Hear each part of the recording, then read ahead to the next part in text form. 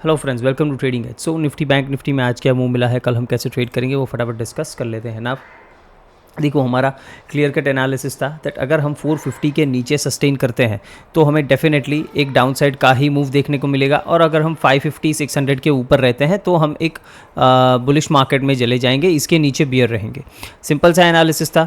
Now market ने कुछ नहीं किया। देखो, मार्केट पहले गैप डाउन ओपन हुआ जो एक्सपेक्टेड था, आपको क्लियरली बताया था अगर गैप डाउन ओपन होता है हम चेज़ नहीं करेंगे, ये चीज़ आपको समझाई थी। दैट गैप डाउन के बाद पूरा रिकवरी भी देखने को मिल सकता है। नाउ यहाँ पे अगर आपने रिकवरी ट्रेड की है इतने फास्ट मोमेंटम में तो ठीक है, नहीं किया तो भी कोई दिक्कत नहीं है, ओके। बिकॉज ये सिर्फ एक गैप डाउन का प्लान था जिसमें हम एक रिकवरी एक्सपेक्टेड था। बाकी हमारा मेन प्लान क्या था, दैट अगर हम इस लेवल के ऊपर 550 600 के ऊपर सस्टेन करें तो बाई करें, यहाँ इसके नीचे जाए 450 के तो सेल करें। सिंपल है। प्राइस ने सस्टेन नहीं किया, एकदम पहले शार्पली ऊपर गया फिर थोड़ा सा नीचे आया ना। एग्जैक्टली 450 का जो लेवल था उधर ही देखो आपने प्राइस ने एक प्राइस एक्शन भी बनाया। प्राइस नीचे गया, ये एक पुल बैक कैंडल बनाया, फिर यहाँ पे हो गया CISD change in state of delivery. ये क्या होता है उसके ऊपर वीडियो कल आ जाएगा, ठीक है। तो आप देख लेना। बट यहाँ पे क्लियरली एक अच्छा प्राइस एक्शन बना और प्राइस यहाँ से नीचे डंप किया। इसके नीचे पहला टारगेट क्या था, सीधा सीधा 350। वो अगर ब्रेक होता है देन 250, ओके। और वो अगर ब्रेक होता है देन ये वाला जोन 170 से लेके 180 वाला जो जोन था, प्राइस इसके नीचे ही ट्रैवल कर रहा है। मतलब अगर आपने यहाँ पे शॉर्ट किया है और ट्रेल किया है तो आपने आराम से यहाँ पे 250 पॉइंट कैप्चर 300 पॉइंट कैप्चर किए होने चाहिए ना। मैं खुद ये कैप्चर नहीं कर पाया था बिकॉज कुछ काम में बिज़ी हूँ, राइट। मैं टेलीग्राम पे भी लास्ट 2 दिन से थोड़ा कम एक्टिव हूँ, ओके। बिकॉज मार्च एंडिंग है और डैट के बिज़नेस में भी कुछ फाइलिंग वगैरह में हेल्प चाहिए, तो वो सब चीज़ें अभी लगी है। तो 1-2 दिन में सब नॉर्मल हो जाएगा, कोई दिक्कत नहीं है। बट इसीलिए मैं भी इसको कैच नहीं कर पाया था। मैंने फिर यहाँ पे कुछ स्कैल्प किया था, ठीक है, और यहाँ पे कुछ बाइंग में स्कैल्प किया था। बट ऑल इन ऑल इतना मैं अगर यहाँ पे ट्रेड करता तो डेफिनेटली मैं 250-300 पॉइंट लिए बिना निकलता नहीं, बिकॉज प्राइस अच्छा एक ट्रेंड में जा रहा था। तो हमें कोई दिक्कत नहीं थी, सिर्फ एसएल को ट्रेल करते जाना था। एग्जैक्टली हमारे प्लान के हिसाब से ही मूव किया है ना।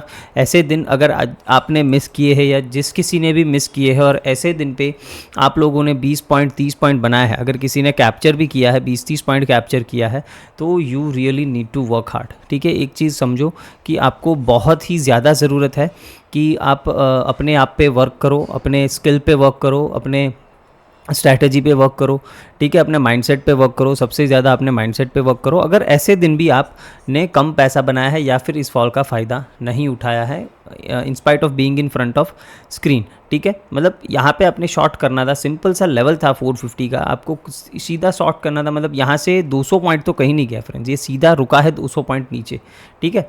तो इस तरीके से आपको प्लान करना चाहिए और बड़े मूव्स कैप्चर करने चाहिए। बिकॉज अगर ये मूव्स कैप्चर करना नहीं सीखोगे तो अकाउंट ग्रो नहीं कर पाओगे, ठीक है। ये ज़रूरी है ना। कल कैसे ट्रेड करना है वो एक बार देख लेते हैं और एक बार डेली चार्ट पे आ जाते हैं, देखते हैं उधर क्या सिनारियोज बन रहे हैं ना। एक चीज़ समझो दैट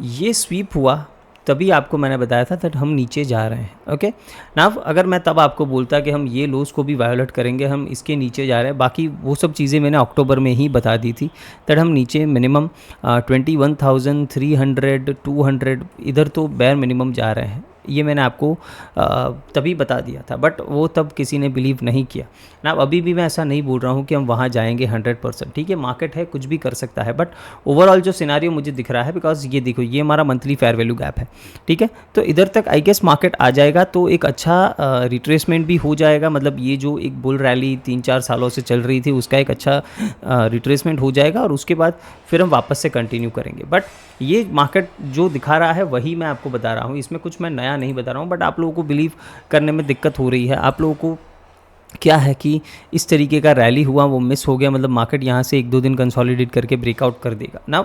देखो कर देगा तो हम ट्रेड कर लेंगे ना बाय साइड। मेरा भी यहाँ पे यही प्लान था कि इस लेवल के ऊपर जाएगा, हम ट्रेड करेंगे on the by side. But जब तक वो नहीं होता तब तक मैं ये सिनारियो नज़रअंदाज नहीं कर सकता, बिकॉज ये एक इंपॉर्टेंट लिक्विडिटी थी जो मार्केट ने स्वीप की थी, राइट। तो यहाँ पे लोगों के स्टॉप लॉस लगे होंगे, जिन्होंने सेल किया होगा यहाँ पे उनके पोजिशनल स्टॉप लॉस इस एरिया में लगे होंगे। और मार्केट इसके भी अच्छा खासा मतलब 60-70 पॉइंट उसके भी ऊपर गया है। तो मतलब जितने लोगों ने बफर भी रखा होगा ना स्टॉप लॉस में, वो सब वो हंट करके आ रहा है। तो ये सब चीज़ें जाननी बहुत ज़रूरी है ना। अब आगे हम क्या सिनारियो देख रहे हैं, देखो यहाँ से अब गिरना स्टार्ट हुए हैं, तो ये गैप तक तो हम आ रहे हैं, ठीक है। मतलब 23,000 से लेके 22,900 यहाँ पर तो हम एक आध राइज देख के आ ही सकते हैं, इसमें कोई दो राहें नहीं है। इंपॉर्टेंट क्या है दैट इसके नीचे सस्टेन करते हैं या यहाँ से बाउंस ले लेते हैं, ये इंपॉर्टेंट है। नाउ 2 अप्रैल को न्यूज़ है, आप सबको पता है, मतलब कल न्यूज़ है टैरिफ का, बट इसका इफेक्ट हमें देखने को मिलेगा इसके नेक्स्ट डे 3 अप्रैल को। क्यों? बिकॉज 2 अप्रैल को हमारे मार्केट बंद होने के बाद यूएस में जब मार्केट चालू होंगी शाम को, तब न्यूज़ आएगा आई गेस। तो उसका इफेक्ट हमें 3 अप्रैल को ही देखने को मिलेगा, जब निफ्टी की एक्सपायरी है, ठीक है। तो तब तक थिंग्स क्लियर आउट हो जानी चाहिए, मतलब इस वीक में सब कुछ पिक्चर क्लियर हो जाना चाहिए कि यहाँ पे हम सस्टेन कर रहे हैं, इधर से बाउंस ले रहे हैं कि नहीं ले रहे हैं, ये सब चीज़ें क्लियर हो जाएंगी इस वीक में। तो फिर हम आगे का प्लान डिसाइड करेंगे। अगर यहाँ से बाउंस ले लेता है देन डेफिनेटली हम वापस से हम बुल बन जाएंगे, आपके साथ मैं भी बुल बन जाऊँगा और ऊपर के टारगेट्स डिस्कस करेंगे। बट अगर ये नहीं होता है, ओके, अगर ये नहीं होता, इसके नीचे हम क्लोज करना स्टार्ट कर देते हैं, then we are going for 22,600 और ये ब्रेक हुआ देन कन्फर्म ये लोज ब्रेक होंगे, ठीक है। फिर ये लोज ब्रेक होने हैं, आज नहीं तो कल ये लोज फिर ब्रेक मोस्ट लाइकली होने चाहिए। तो इस तरीके से सिनारियो पूरा वीकली एनालिसिस में भी समझाया था, आज भी समझा रहा हूँ। एक और इम्पॉर्टेंट चीज़ जो डिस्कस करनी थी, इसीलिए मैंने ये चार्ट खोला था डेली का। देखो ये अभी जो 150 पॉइंट का गैप है ना, 23,350 से लेके 500 का ये जो गैप है, ये एक स्ट्रॉन्ग रेजिस्टेंस की तरह काम करेगा। अगर इधर कहीं पे कभी भी प्राइस आता है ना, यहाँ से रिवर्सल के लिए ही देखना है, ठीक है। कब तक? जब तक इसके ऊपर डेली क्लोज नहीं हो जाता, जब तक यहाँ पर एक डेली कैंडल क्लोज नहीं हो जाता, तब तक आपको यहाँ से सिर्फ और सिर्फ रिवर्सल फाइंड आउट करना है। क्यों? यहाँ पे देखो सेम उसी तरीके का गैप यहाँ पे आपको दिख रहा है, बट इस गैप के ऊपर कभी भी प्राइस क्लोज नहीं हो पाया। भले ही मार्केट एकदम बुलिश था यहाँ पे, बट देखो किस तरीके से ब्रेक होके इन लोज को भी ब्रेक किया है, ठीक है। सेम मैं ऑलवेज बोलता हूँ, gap act as a strong resistance and support.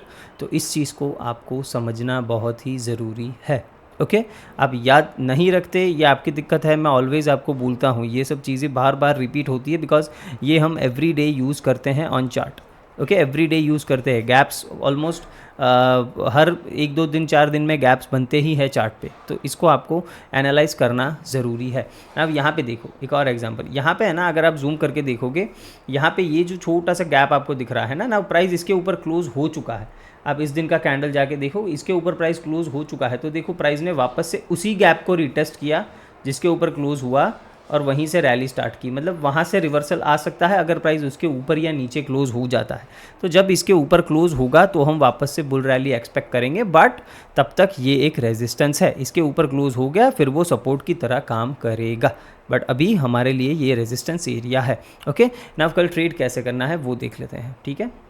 बहुत सारा ज्ञान दे दिया मैंने, पता है मुझे, बट ये ज़रूरी है ना। इसको मैं डिलीट कर देता हूँ बिकॉज इसका कुछ काम नहीं है, इसका भी कुछ काम नहीं है, ओके।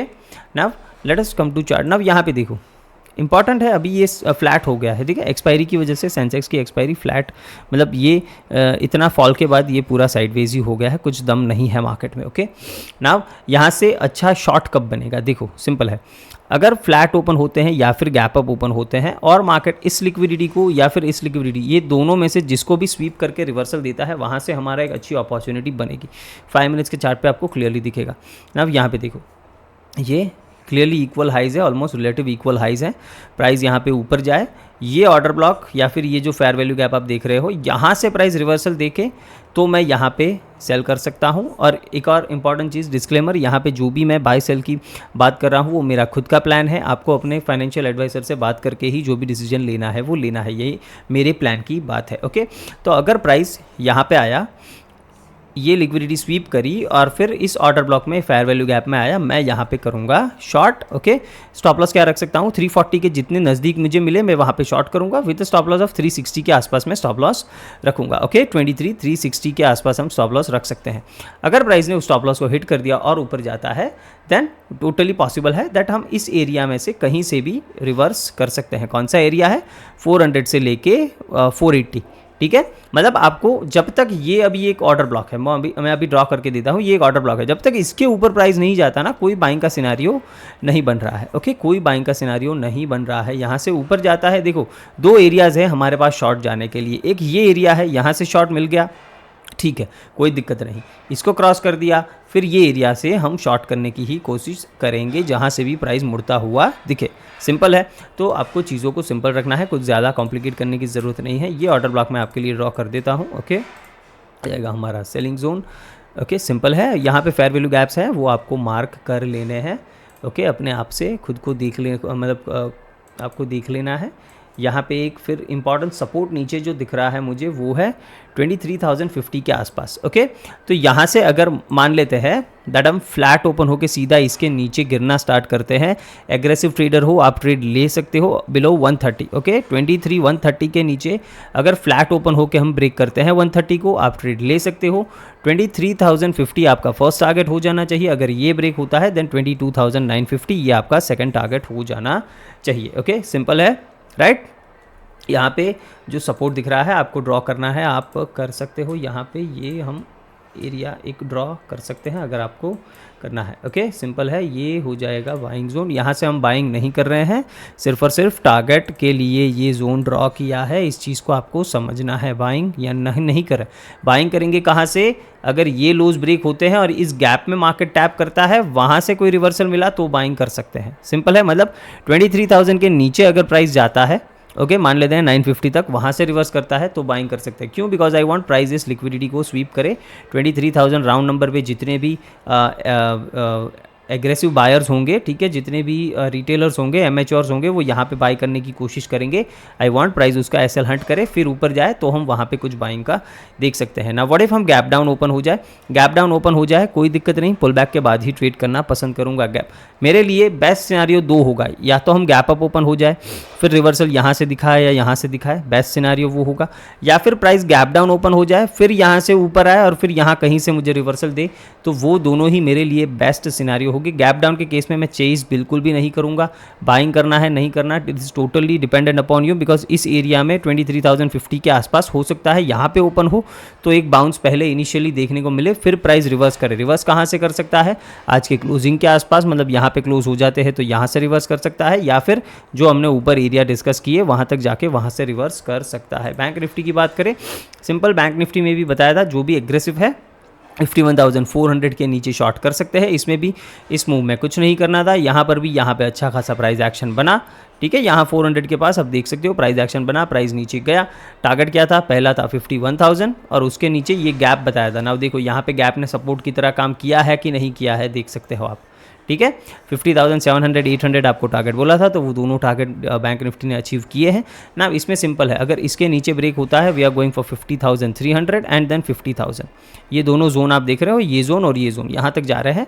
बाइंग का सिनारियो में यहाँ पे देख सकता हूँ बैंक निफ्टी में इधर से या फिर इधर से, ये दोनों जगह से बैंक निफ्टी में मैं डेफिनेटली बाइंग का सिनारियो देख सकता हूँ। रिवर्सल आना है तो यहाँ से एक अच्छी अपॉर्चुनिटी मिलेगी, ये जोन सबसे अच्छा होगा रिवर्सल कैच करने के लिए। अगर बाइंग का पोजीशन कुछ बनाना है तो this should be the area जहाँ से हम बाय कर सकते हैं। गैप डाउन ओपन हो गया, छोटा मोटा गैप डाउन ठीक है, हम शॉर्ट कर सकते हैं। बड़ा गैप डाउन ओपन हुआ, पुल बैक के बाद ही ट्रेड करना पसंद करेंगे। ऊपर की साइड बात कर लेते हैं। ओके, 15 मिनट्स के चार्ट पे पहले देख लेते हैं। 15 मिनट्स में यहाँ पे एक फेयर वैल्यू गैप है, थोड़ा सा जॉन मिटिगेटेड है, और यहाँ पे एक फेयर वैल्यू गैप है, ठीक है। 5 मिनट्स पे ऑर्डर ब्लॉक वगैरह कुछ है तो देख लेते हैं। यहाँ पे ये मुझे एक अच्छा ऑर्डर ब्लॉक दिख रहा है on the 5 minutes, sorry, okay just a second. यहाँ पे ये एक अच्छा ऑर्डर ब्लॉक है, अगर गैप अप ओपन हुआ ऊपर जाता है यहाँ से शॉर्ट करने की कोशिश करेंगे, अगर उधर से नहीं मिलता तो यहाँ से शॉर्ट करने की कोशिश करेंगे। सिंपल है, जब तक 700 के ऊपर नहीं जाता बाइंग का सिनारियो अभी मुझे नहीं दिख रहा है, या तो नीचे से बाइंग मिले या फिर ऊपर 700 के ऊपर से बाइंग मिले, बीच में कहीं पर बाइंग के ट्रेड्स नहीं करने हैं। मिड कैप निफ्टी की बात करें, सिंपल, इसमें भी कुछ ज़्यादा रॉकेट साइंस नहीं था आपके लिए। यहाँ पे ये ओपन हुआ, अब इसमें भी बताया था दैट 700 750 के जब तक नीचे है सेल करेंगे। इस स्विंग हाई का लिक्विडिटी स्वीप किया, इस ऑर्डर ब्लॉक से आपको ट्रेड मिला है 5 मिनट्स के, क्लियरली आप देख सकते हो इस ऑर्डर ब्लॉक से आपको ट्रेड मिला है। इस लिक्विडिटी स्वीप के बाद यहाँ से ये नीचे गया है। दूसरा प्लान क्या था, 480 500 के नीचे जाए, हम ये जोन टारगेट कर सकते हैं 380 का। डायरेक्टली 380 का टारगेट इधर भी अगर शॉर्ट किया है, यहाँ पर भी प्राइस एक्शन बनाया है, तो कोई दिक्कत नहीं होनी चाहिए थी यहाँ पर भी शॉर्ट करने में। अगर ये प्राइस एक्शन भी ट्रेड किया है तो यहाँ पे भी आपको 100 पॉइंट्स आराम से मिले हैं। नाउ मिड कैप्स की बात करें, अगेन सिंपल है कि राइस पे हर जगह सेल का ही देखना है। ओके, जब तक हम 11,700 पे नहीं चले जाते, ये होगा हमारा ऑर्डर ब्लॉक। किसी भी केस में ऊपर जाता है, गैप अप ओपन होके, फ्लैट ओपन होके, यहाँ से शॉर्ट करने की कोशिश करेंगे। फ्लैट ओपन होके नीचे जाता है, अगर 350 के नीचे सस्टेन करता है, हम 280 250 टारगेट कर सकते हैं ये जोन, और ये ब्रेक हुआ देन सीधा सीधा 11,000 तक हम नीचे जा सकते हैं। गैप डाउन के केस में सिंपल है, छोटा मोटा गैप डाउन ओपन हुआ कोई दिक्कत नहीं, 350 के नीचे सस्टेन करे, शॉर्ट करो। बड़ा गैप डाउन ओपन हुआ, पुल बैक के बाद शॉर्ट करने का प्लान करेंगे। सिंपल है। तो होप आपको ये एनालिसिस पसंद आया है। वीडियो को लाइक शेयर एंड सब्सक्राइब जरूर करना है friends. Thank you very much.